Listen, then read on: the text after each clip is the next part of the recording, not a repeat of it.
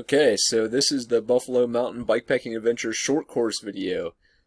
So you've got about 60 miles for this route. I think the day one is a little bit over 27 miles, and then day two is well, the remainder, so about 32, 33 miles, something like that.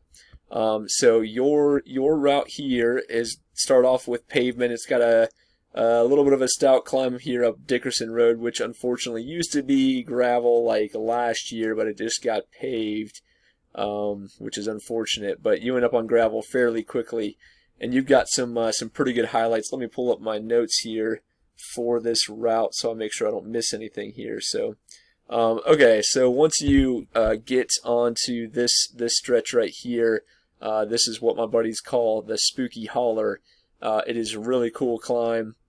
You come out here and you've got a really nice view of Buffalo Mountain itself, which is a good reason to call this the Buffalo Mountain Bikepacking Adventure. But it's this like narrow cut road that's always dark because it's kind of like, I don't even know, like it, not really in a ravine, but it's just always dark back in there, and there's like all these gnarly looking trees, and so it's just kind of a spooky place to be. It's really cool climb, and like I said, a great view of Buffalo. And then let's see, your next section here, let me zoom in here a little bit, there we go. So once you get back onto the pavement, up here kind of at the top of this little climb, you've got a rock church, which will be on your right hand side, and a great view of Buffalo Mountain on your left hand side again. But that rock church, really cool history behind it. There's 5 of these rock churches that were built by the same guy in Carroll and Floyd counties. Kind of a cool story behind those. So if you end up riding with me and you're interested in hearing the story, I'll be glad to tell you the story. It is pretty cool. But I'm not going to bore you with it if you're not interested in it. And let's see, so then you're on a really cool road called Long Mountain Road, which is kind of it's just really pretty. There's a ton of rhododendrons. I'm hoping that they'll be blooming. My daughter and I were up there today, and some of them were blooming, some were not. It's just kind of hit or miss. I guess it depends on how much sun they get, and so those ones on Long Mountain may or may not be blooming next week. And then you've got a decent little stretch of pavement here on Buffalo Mountain Road in Connors Grove. And then you finish day one with a gravel climb to get up to the campsite. And then day two, you turn around and descend that sweet stretch of gravel, and you head down into either Mabry Mill or Meadows of Dan for breakfast. And again, if you're riding with me, even if you're riding the short course or the long course, day two, they start off the same.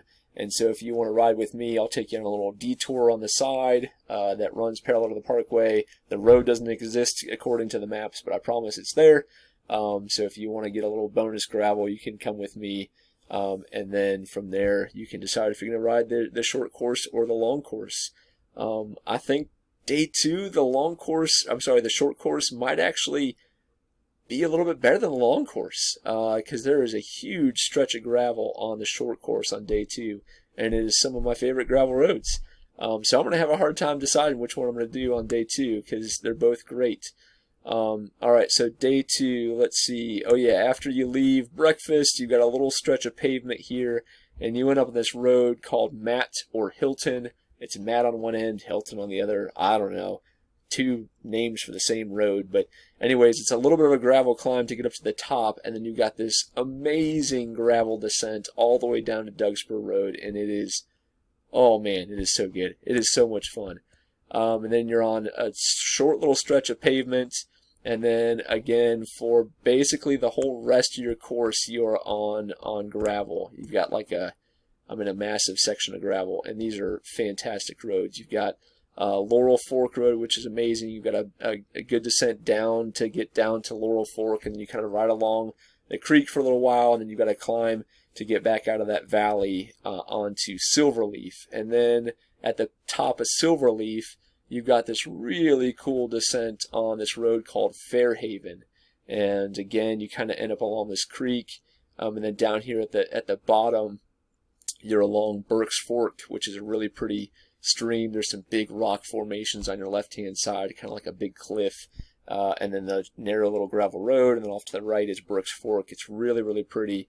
And then once you're through riding that little section, you've got to pretty stout climb on gravel on this road called Nestor Store. Then you kind of come up to an intersection of another gravel road called Newmantown, which is always fun because I'm a Seinfeld fan.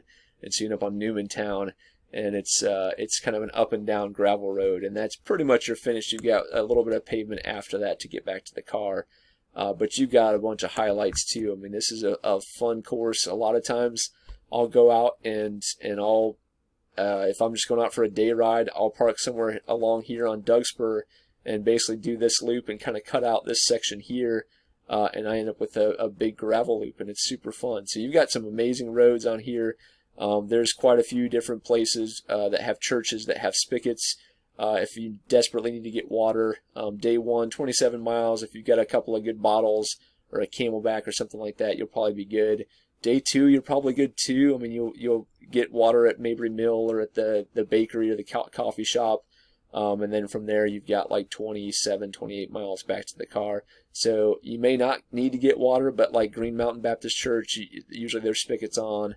There's a church out here, the Buffalo Mountain Presbyterian Church. You can a lot of times get water there. There's spigots along the, what would that be? I guess the west side of the north side of the church.